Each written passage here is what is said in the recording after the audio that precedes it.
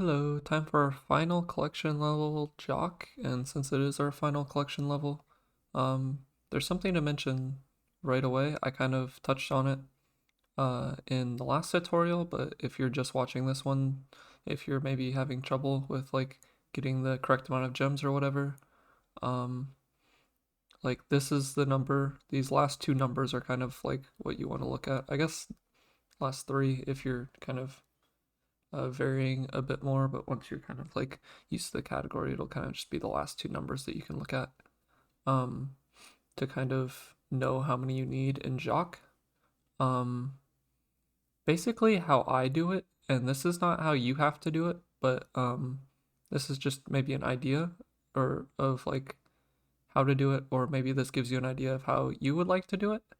But my basic idea is that I have my gem counts add up to like 6,000 with a pretty small amount of gems in Jacques. Like 340. Almost every run I'm getting more than 340. Um, but basically what that allows me to do is to look at this number, this icy flight number, 5639, and basically see how many extras I need based on that. And I know which gems in Jacques that I consider like the base route of 340, and then which ones I consider extras. So here on this run, for example, I can see I have 5611, or like what I was mentioning is that I see this 11 number even going into Icy Flight because you're getting 300 in Icy every time. So I have 5311 going into Icy, but I can see that 11 and see 39 and just do some simple math there and see, oh, I need 28 extra gems. And obviously you have to figure out like what your base route in Jacques is and figure out what your extras are. But I feel like that's just kind of a good tip to figure out how to get in and out of Jacques efficiently with the right number of gems because I just see so many people, like even people who have gotten pretty decent at this category, like just lose a ton of time to not being able to do this. Like they just exit Jacques with 22 few or 22 many gems, and it's just like figure out a system, save yourself some time. Anyway, I think that's I can kind of point out in Jacques which ones I have marked as extras and which ones I have marked as the base route, if that would be helpful, I guess. But yeah, first let's look at the homeworld section here. Yeah. I'll also just mention is like doing it based off this icy flight number one. Not only can you do it going into icy flight and have a ton of time to think, but even if you're doing it off this number, that gives you a little bit of extra time to think. If you're doing it off of like waiting for the gems to add up, like going into Jock, like after the homeworld and everything, like you have like 3 seconds to decide what like route you're doing. Like you're just setting yourself up for failure and bad decisions if you do that. So figure it out like this, like figure it out based on this icy flight number would be my suggestion. Anyway, yeah, homeworld segment. Right away. Oops, we don't want sound. Right away, we're holding right, curling around here. Okay. Now, what I like to do is charging jump and land here, and then just kind of go from there and glide. Now, some people like kind of take a line through here and get this gem ahead of time. This gem, we go through it anyway on the way to the balloonist, and I feel like this is a quicker line, so I usually don't get this gem. Just remember, like, if you don't get it exiting Jock, if you have like 59.95 or more, then you're good. Don't like see below 6,000 and panic. Anyway, jump in the portal. So right away, I guess I'll kind of show you which ones I consider extras. Let's see what I get. Let's see what I do here. Okay, I'm gonna do jock jump here. This is a very advanced strategy. I wouldn't recommend this for beginners or I don't even do this on most runs. This is kind of a you kind of see the type of run that I'm on here. Like a very close run where I have to push for every little bit of second or every little bit of time that I can get. But yeah, you can do what's called jock jump here. And this is really tough. I still struggle with this quite a bit, but this is kind of the type of line that you want to take. You don't really want to get out all the way to the point here. You want to be more like right in here. And then you want to jump like straight forward pretty much from there and kind of just grind up to the right. It's gonna like feel like you want to like jump from further to the right and grind further to the right, but that's actually not what you want to do. You do really want to like jump straight forward out and then grind up. But like I said, most of you will not be doing that jump. What you generally want to do if you're not doing that jump is charge through this guy, then do a charging jump and flame out, and you want the left side of the flame to hit this guy, and there's a guy with a 2-gem to the right that you can get with the same flame and hit the 2-gem and like grab the 2-gem and jump up onto this while it's raising up. I consider that 2-gem an extra. I said I would mention which gems I consider extra and which I consider the base 340, but I consider that 2-gem an extra, okay? Now, here's what I do. I consider everything to the right of this red gem an extra. Obviously, on almost every run, I'm having to get some of these, but this is just how it makes it simple to me. I know everything to the right of this red gem, including this red gem, is an extra, okay? Now, knowing exactly how many gems are in each little area is important, okay? So, this guy's a 5, this guy's a 5, and this back guy's a 10. And then there's a 2, 2, and a 5.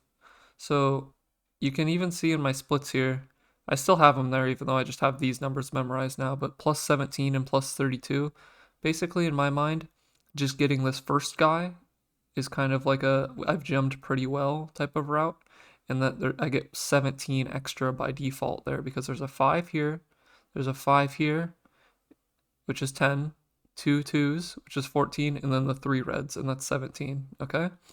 And then I have plus 32, which basically is all of that, but also this 5 and this 10, okay? And then obviously there's a couple other extras that aren't too bad to get, but those are kind of like general groups of numbers that you can base everything off of. Because like let's say I need like plus 25 gems, okay? So then I can think, okay, there's plus 17 through here, so I need to find 8 on top of that route. You know, I can just build off of the routes, or I can think, oh, I need 7 less than the plus 32 route. Like I can skip 7 on the plus 32 route. You know, I can think about things like that, and it makes it easy for me. That's personally how I like to do it.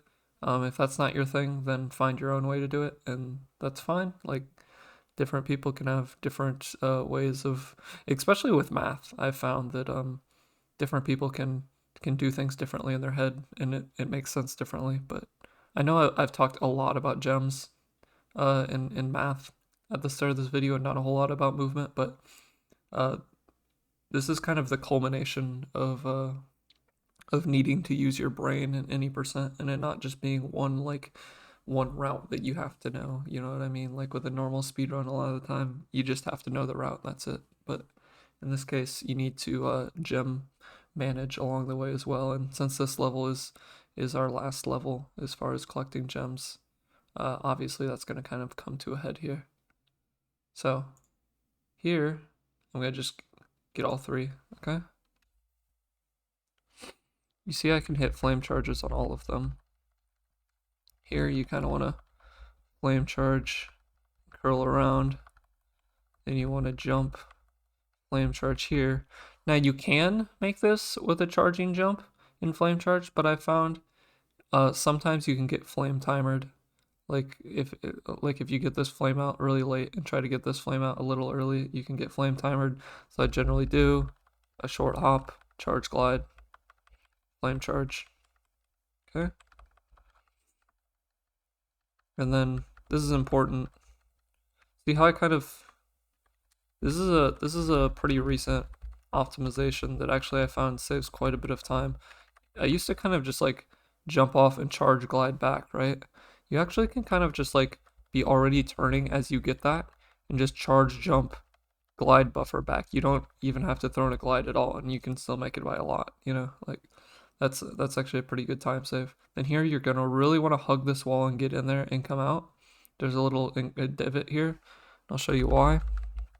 Because if you kind of take a more like line like this, like in a way that you normally would, you'll bump into this guy a lot. So see how I kind of really get in there to get around this guy, because he gets right up into this corner. See how if I took like a more like normal line, I just bump into that guy's back. But yeah, I kind of squeeze by him there. Take a line here. This is also going to be pretty aggressive movement. I don't hit it here, actually, and I think I also skipped that red. But remember how many I needed? I only needed, what was it, plus 28, I think? Or something like that. So I know that I've gotten plus 32, or I'm doing the plus 32 route, so I know I can miss 4 gems on that route if I'm remembering correctly that this was a one where I needed plus 28. So like if I'm doing that, then I start counting gems that I'm missing as I'm playing, you know, 1, I'm gonna miss this guy too. I know he has a 2, so that's 3 gems, so I can miss 1 more gem on this route. Make sense? So you can just jump charge this guy if you really need him. Here, I know I didn't need him, and I was prioritizing speed. This is a pretty tough charging jump to get. There, I just don't quite bend in enough. But you kind of understand the idea of it. But yeah, like I said, if you need the gem and can afford the time, just jump charge it. Here too, you can get a flame out on this guy. Personally, this is pretty high level, but if you're prioritizing speed, you can kind of just brush into the side of him and not bonk. It's pretty finicky, but you know, if you get this timing down, he's going to kind of be in the same spot relatively every time. So it makes it a bit easier.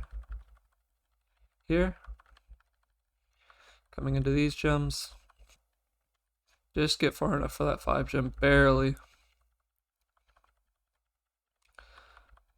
Jump charge with a full hop as that's coming up in glide buffer. That's pretty finicky too, so if you have to, like, if you have to like get in there and kind of like charge back a little bit and then just, you know, maybe charge back to here, then jump on top and come back this way, then you can. But this is, once again, super optimized fast movement in this level. Then from here, you really want to get turned all the way so that you're charging up there and through there. And right here, you just have to charging jump and glide buffer. Taking a line just to brush that guy, but land next to the 5 gem so you can go that way. I know I've slow mode this entire thing, so let's just watch the whole level in fast motion so far, and then I'll continue. Well, let's continue. Let's watch from the beginning.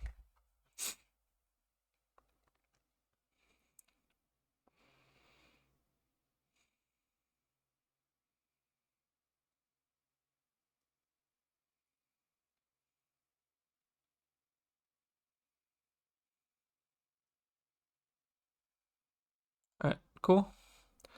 This jump is technically makeable with a charging jump, like glide and then charge onto the ledge. Don't do it. It's crazy. It's absolutely insane. Even in this run where I'm prioritizing time, I'm gonna jump, charge down. I'm gonna do a charge and glide here actually, and then charge on. You can either do like a full hop, like charge down, glide buffer to land there, or you can do a charge glide and then charge down. Up to you. Through there. If we take that kind of line, all 3 will collect. Just go through the 5 like that. All 3 will collect. Through here, just get these. Now, this is where runs come to die. So if you want to play it safe or like you're a beginner, you probably want to flame both guys.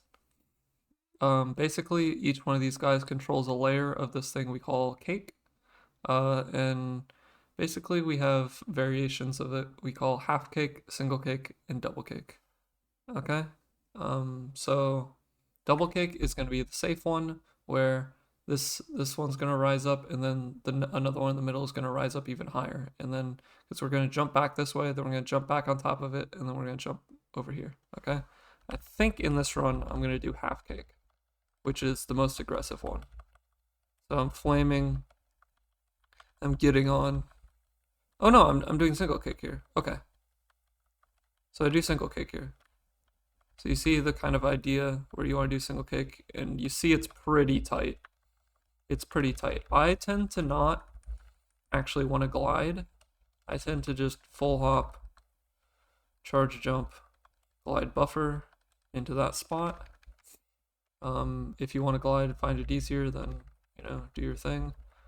Or, I mean, I believe I definitely have world records, like former world records, where I did double cake. You know, like double cake is perfectly fine to go for. And technically, if you like really optimize double cake, it's pretty much just as fast. But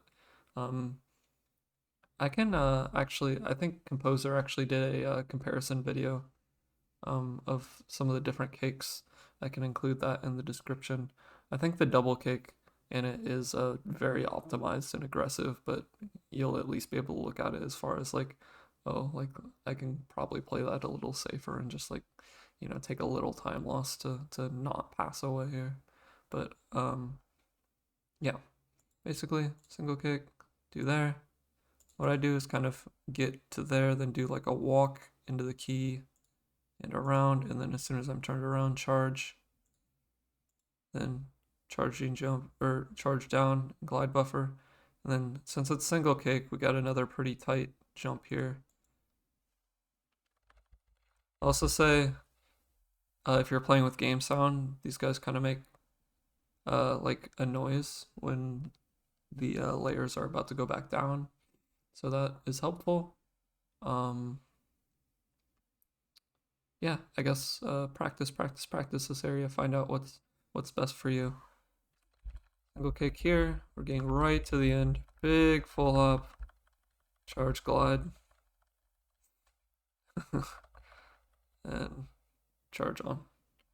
And we want to set up a little bit to the left here, because we're going to want to charge through this guy, then come back like this through this chest to then go through here, kind of zigzag, okay? Be careful with this guy. Be careful. If you bonk or like don't get your jump out or something and are standing right here and he hits you, you're going back off this ledge more times than not and you're dying. So yeah, be careful with this guy. This guy likes to say, "Oh, you just made it here from cake? Well, goodbye. I'm sending you off the cliff." I like to call that getting jocked off. Alright, so yeah, just kind of brush through them like that. See, what? What just happened? Why'd it go away? Did I mash the frame too many times? Okay, whatever. I don't know. YouTube's being funny. Oh, I skipped too far. Here we are. Okay, so like that. Brush through them. Land here. Do I hit this? Oh yeah, I do. Okay. There's another run where I recently where I just barely missed this and it ended up costing some time. In this run, you get it, charge down, because like I said, like this is the last gem level. So if you've planned a gem route, right, and you need this 5 gem and you miss it, then like you're either gonna have to go back or you're gonna have to make up some outside of Jacques in the homeworld, which I'm actually gonna include the homeworld segment after Jacques as well in this video. It's not very long, but I'm gonna include it and then kind of have Nasty's World. There's gonna probably be a few videos on Nasty's World, maybe. I'm not exactly sure how I'm gonna do Nasty's World since there's various strats, but basically Nasty's World will be a separate thing. Charge down to the right, set up here, charge. These are very finicky platforms. when you're getting used to the movement. They're pretty tough. But charge there, jump, charge here, and then we can just charging jump off this one. Charging jump, glide buffer. Just charging jump, glide buffer. You make it. Watch out for this mushroom. This mushroom likes to be in the way sometimes. If Sparks is eating when you break this chest, it's going to be a big pain in the ass to collect all the gems that scatter everywhere. Or if you like charge into him right here, since like as you break it, remember we want to charge. Just do a brief little charge to get these to home. See, I'm kind of turning where we want to go next. You don't really want to worry about this fodder. Well, I guess you can, depending on what strats you're doing in Nasty, I guess. So maybe if you need a fodder, you can grab it. But also keep in mind that like usually we're coming into this level green spark since we damaged abuse 2 times before Icy Flight, and this is literally the first chance for a fodder. So don't get hit, you know, otherwise you're gonna have a whole lot of sparksless gameplay. Come through here. These chests can be kind of finicky to get a double flame charge on. Sometimes it likes to lock you onto one or the other one. It's kind of weird, but here we get the double flame charge. Charge back. Get down the stairs. There. And then as you're charging down, just charge down off the ledge. Don't jump, because then you can get another red off that stair as long as you hold the charge. But maintain an inside line while you're doing that, because you don't want to like flop off into the dragon, because we don't need dragons anymore, so you definitely don't want to flop off into the dragon. Also, I'll kind of mention another extra gem that's kind of possible to get that I kind of didn't mention back here. This green spring chest I don't consider part of the 340 base route, but it is an extra 2 that's not too bad if you want to get that. So I'll just kind of mention that. So we have the extra 2 right here. We have the extra 2 at the very beginning, like right at the start on the first platform, and then we have the plus. We have the 32 gems on the right side.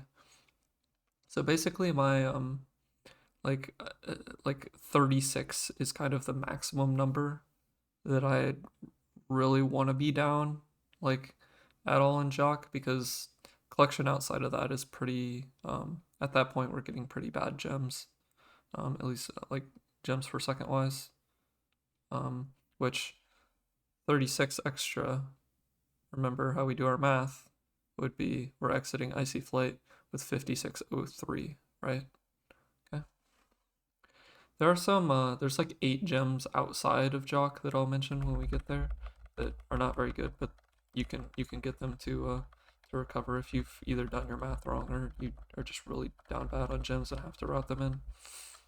Okay, anyway, go watch this section.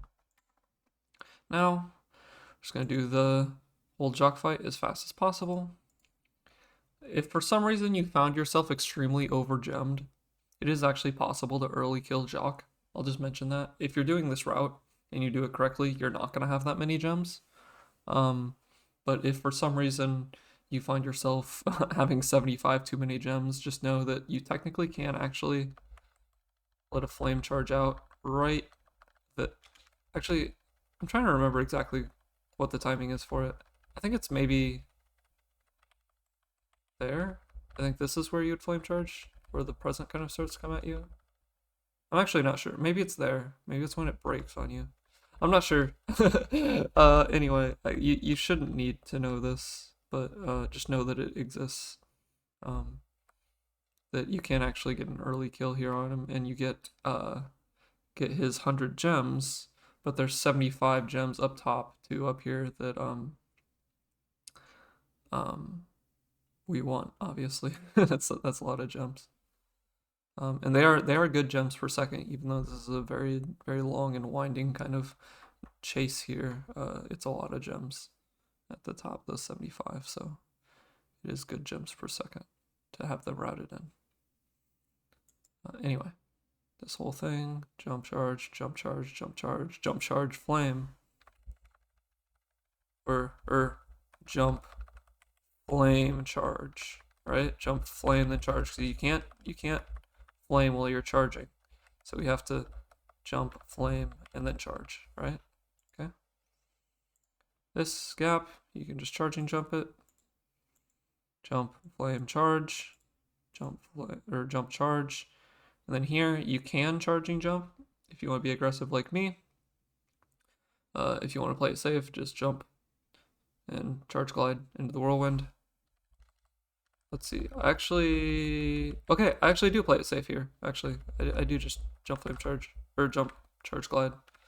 But if you want to save time, you can charge and jump off this, go on this side, and there's a landable spot over here that you don't get caught in the whirlwind, and then you jump up into the whirlwind and get the upward momentum into the whirlwind. Do it on the right side. It's actually easier in my opinion on the left side, but it actually doesn't save uh like time at all to do it on the left side. We found out for some reason it's faster on the right side. So keep that in mind. Here, kind of get a timing in your mind of when it's safe to charge down. I think I'd play it really safe here. Yeah, I played it pretty safe there as far as where to land. But you know, just do that a few times and kind of get an idea of when to charge down. You know, kind of take a line like this. Here, you can't just go straight right because he doesn't activate unless we like get within a certain distance of him. So see how I'm kind of like taking a diagonal. And we need him to activate to lower this, basically. Charging jump here. Jump, flame, charge here. Now, Jacques is not solid for, I don't know, probably 2 seconds after we flame him. Let's say you do a jump flame charge here and you mess up and like bonk down here. At that point, it's probably better to just wait for his gems and then go up and finish up on the top pink gems. But it's faster if we can do this. Take advantage, get the kill. This is another spot. This whirlwind's a lot more annoying. Once again, you can do it on the left for free, but it actually doesn't save time, we found out. But you can do it on the right, and this whirlwind's way more finicky. But I mean, if you figure that one out, let me know. I haven't been working on it too long. We found that left side ones basically don't save time very recently, so. But it seems like when you try to jump into it from the right, you kind of just like don't activate into it as well. Like the whirlwind doesn't catch you as well. But once again, if you're just playing it safe, you can just charge glide in here, getting to the top. We're gonna kind of want to tilt left a little bit so that we can charge down through these gems and kind of be turning around at the same time. Now, like I said, see how those gems are down there? If you messed up and like just had to wait for Jacques to despawn and got those, and you came up here and got these, then you would actually want to end by going through the vortex like as you collect these, because it's actually faster to go through vortexes than to exit level if you're right next to them. But yeah, in this case, the fastest thing to do is obviously if we get by Jacques, get those, jump, and in this case, I got very rare RNG. Very, very rare RNG that I could actually collect all of these with Spyro, which is, I think I've done that twice in my entire life. The vast majority of the time you'll land down here, maybe get like 1 or 2 with Spyro and have to wait for Sparks to pick up the other one. Sometimes you'll even have to like move a little bit so that Sparks grabs the other one. But at that point we're exiting, and I think I probably went 1 over on my gem route here, right? Did I go 1 over? Yeah, 1 over, 59.96. Because remember, we have the 5 gem outside as long as you took the best line.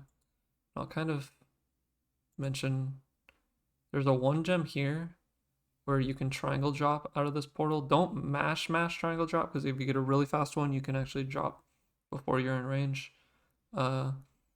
Just wait like a couple frames and you'll be fine to get that. If you just happen to need an extra 1 gem, there's a 1 here, there's a 1 on the next stair, there's a 1 on the next stair, and then there's a 5 gem in a basket down at the bottom of the stairs. There's 8 gems out here basically that are easily gotten. If you need more than that, there's some like metal enemies, or wait, are they metal? I can't even like think if they're metal off the top. I think they're yeah, they're metal enemies that like kind of get uh like shrunk and which makes them able to be killed. But if you need those at that point, those are super unoptimal. So try to do better gem routing to not need those. Um, anyway, here we're kind of tapping square to charge down into this corner while holding left and kind of curling in.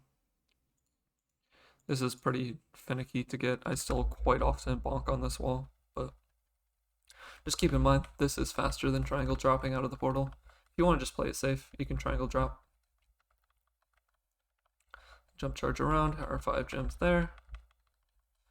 And then, as long as we have 6,000 gems, we are on to Nasty's World, and we have gotten all the gems that we need.